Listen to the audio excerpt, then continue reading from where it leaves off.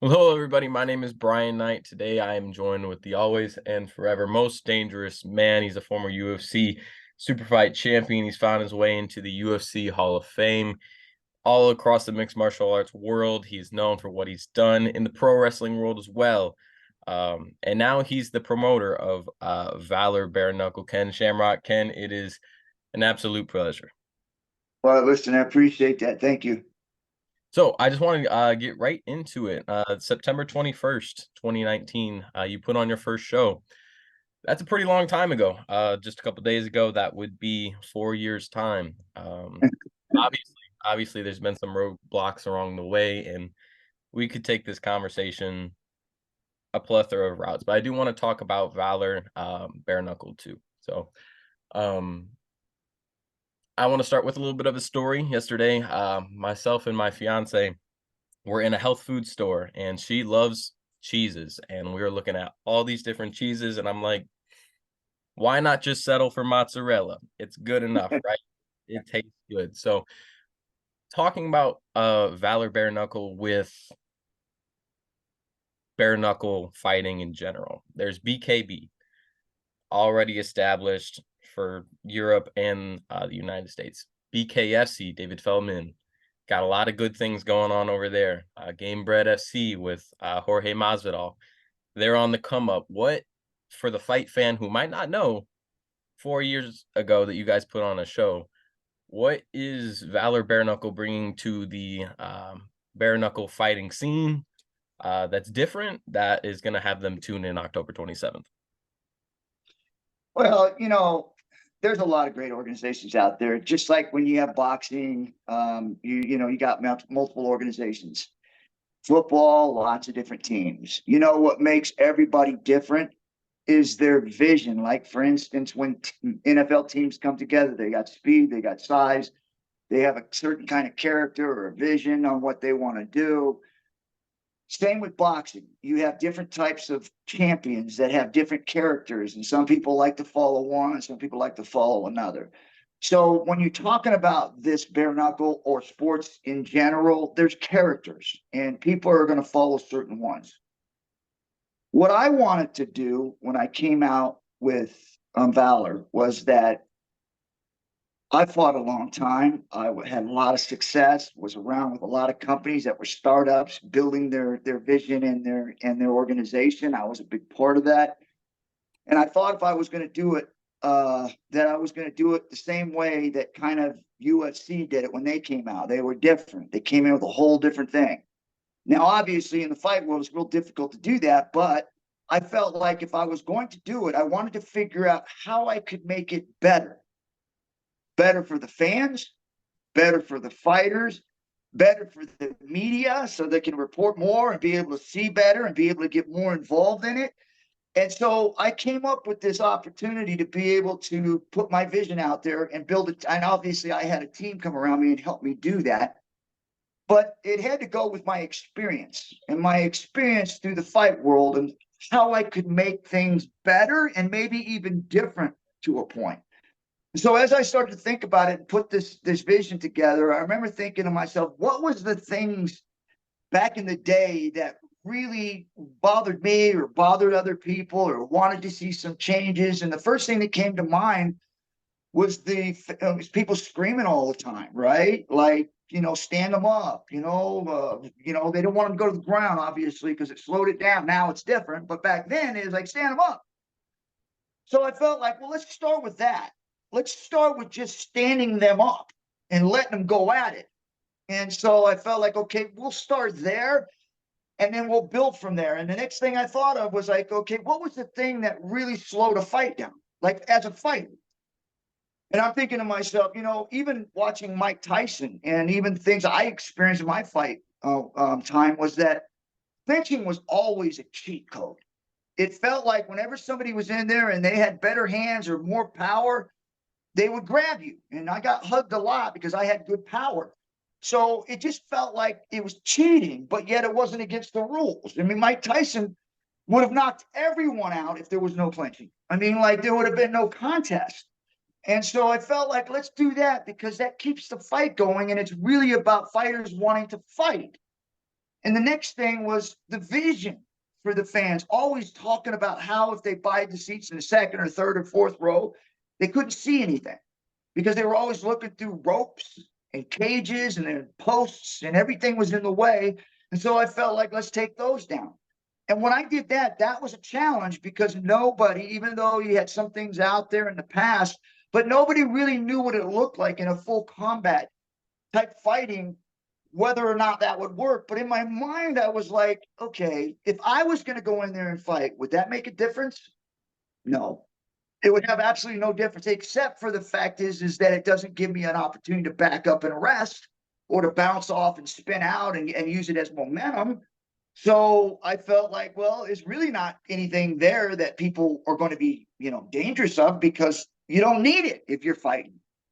So I took that down and it was a visual explosion. I mean, it was unbelievable when people were sitting there watching it with absolutely nothing in their way. It was unbelievable. And the next thing was from my experience in the fighting. When we originally started out with bare knuckle, I mean, that was no holds barred, no rules, anything goes, and you walked in and you fought. And I felt like it was so pure and so real, man. I was so excited about this thing. And, a couple, maybe a year and a half in, they introduced this club saying they want to make it safer. And I was like, oh, okay, I get it. Cool. We want to protect guys. So I thought it was a great idea until 6 months in. And I was like, that sucks because you can't do heel hooks. You can't choke. There's so many things that were taken away. And it made guys like Tank Abbott and other people be able to throw bombs and hit you in the back of the head, not hurt their hand. And not just Tank, everyone was able to just throw punches whenever they wanted and however they wanted. And they would be rewarded for not hitting their target. They could hit you in the back of the head and knock you out and not damage their hand. And to me, I just felt like all the disadvantage for grapplers, the disadvantage for guys that were pure strikers, it was just unbelievable. And so I felt like, let's add that in there because I believe it's about pure God-given talent. And if you have to have a piece of equipment to make you better, then you don't belong here. And so when we put all these together and put the fight on, man, it's an explosion. I mean, it literally did everything I thought it was going to do. It enhanced the fights. It made the fighters fight, which is what they want to do anyways. It gave the fans an explosion of a view. And really for media, they could take shots from wherever they want. It's like they don't got to be in that perfect position to get around anything. And so I thought it really did change some of the things that we're doing in bare knuckle, even though I think everybody's got a great show and they're all doing well. But I wanted to put a spin on it and I want to do something different from my experience in fighting to try to make it better. Absolutely. And that spin on things, that innovation, leads me into my next thought. In January, you were on a podcast, About Time podcast, with a couple guys. Brendan Schwab was in there. You guys talked briefly about social media influencers fighting. Specifically, Jake Paul came up. And at the time, I don't want to say it was controversial, but not a lot of guys were giving him credit. And that was something that you did. He's not elite by any means, is kind of what you said, but you've seen him put in that work and he's in there and he's winning. So looking into the future, Valor Bare Knuckle 2, and so on and so forth, is social media influencers something the promotion would be interested in, whether it's fighting, on the media, broadcast team, anything like that? I mean, that social media type thing, influencers or whatever. To me, that's just a job they do. It's a job they have outside of what they love to do, which is fighting. And so I know now we call it social media influencers, boxing, this and that. But these guys train. They're literally working out, and a lot of these guys have been training since they were 10 or 12 or 15 years old. So when we call them social media influencers and they're fighters, we're literally just bringing in their job. It's like saying, hey, this guy's an attorney, but he's a fighter, right? To me, I think we're getting to the point now where we have to take them seriously. It's when you say influencer now, it has some reputation behind it. Absolutely. Because before everybody thought an influencer was like a gamer where they didn't do anything but play games. But that's not true. And so I think now where the world's starting to wake up and realize that just because these guys are influencers or do stuff that is outside the realm of fighting and they train and go in and fight, that's what they are. They are a fighter and that they've trained to fight. And so I think we're getting to a point where it's getting past that, because I think Jake Paul's done a great job at being able to show people, listen, I've been training for, I mean, and not a lot of people, a whole lot of people know, but Jake's been training for a long, long time. And he's got a lot of boxing experience and a lot of foundation underneath him. And so for him to come in there and being able to do what he's done in a short amount of time, I don't understand how people hate on him.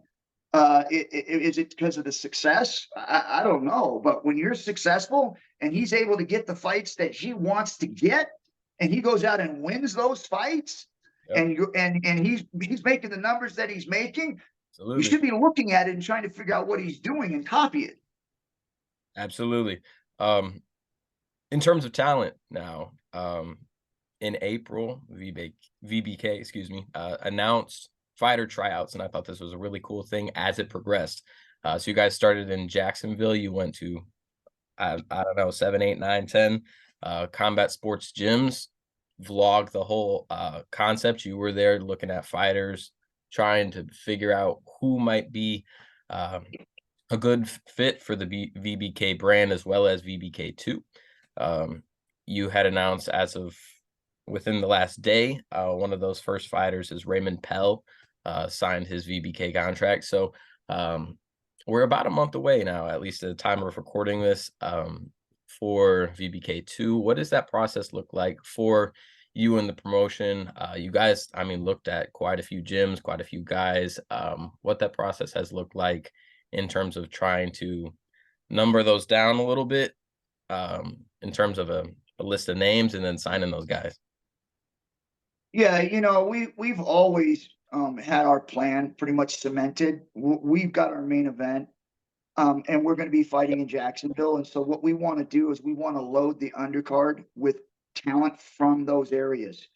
We believe, and that's why we're in Jacksonville, is because we believe there's a lot of great gyms, a lot of great fight fans and sports fans, period. And so we want to try to give those people in that town an opportunity to be able to showcase their skills in the bout circle. And so we've put on a lot of different trials. I can't name how many, but a lot, to be able to find the right matchups, to be able to get the right talent in that bout circle together to put on a great event. A lot of people I see go out and they try to find all these names, and put them on their card, and they go in there and they're just duds. We're looking for, Valor is a startup company, and we're looking for fighters that want to come in and they want to showcase their skills. They want to be a champion and they need somewhere to start. And we're that company. We want to give a lot of kids a lot of opportunities to come in and showcase their skills on our cards. And so that's why we're doing what we're doing with the tryouts, with the different gyms. We're not trying to build someone's career that's already got one, even though if they want to come, we would love to be able to put them on our card. But right now, we're looking at the kids. We got our main event. I think it's going to be a friggin' monster of a show. But we got a lot of great young talent on the undercard that you're going to be seeing, I think, for a very long time. There's at least probably 6 fighters. I'm not going to name their names because I don't want to take sides. But it's probably about 6 fighters that you'll see on our card that have tremendous talent and that you'll probably be seeing for a long time, and we're going to build them. Well, that's awesome. In terms of the show, VBK2 is going down October 27th at the University of North Florida. Main event is already locked in, like you said. Mark the Hand of God Beer is going to be defending his heavyweight title against LeVar Johnson. I hope maybe I can fly myself down there. I'm up by Chicago, but for the fight fan who isn't local, how are they going to be able to tune in on October 27th? Yeah, they'll be able to go to the event, come down there. Like I said, we got a live show down there. Also, too, I believe we'll be streaming it through our app. I'm not positive on that. You got to check with that. I know that we're in the process of launching, so just double check that. We're not doing pay-per-view, not on these first couple shows. We're trying to keep it, like I said, we're a startup company. We want to make sure that we're, dotting the I's and crossing the T's to make sure that this event will be around for a long time. So we're very careful on how we're putting the show together. And but again, like I said, if you get the chance to come down and see it, I think you're going to be pleasantly surprised on how exciting these fights are going to be. Yes, sir. Absolutely. That sounds good to me. Ken Shamrock, it's been an absolute pleasure. One more time, October 27th, Valor BK2 is set to go down. Ken, thanks so much. Appreciate you guys, man. October 27th, man. Go check it out.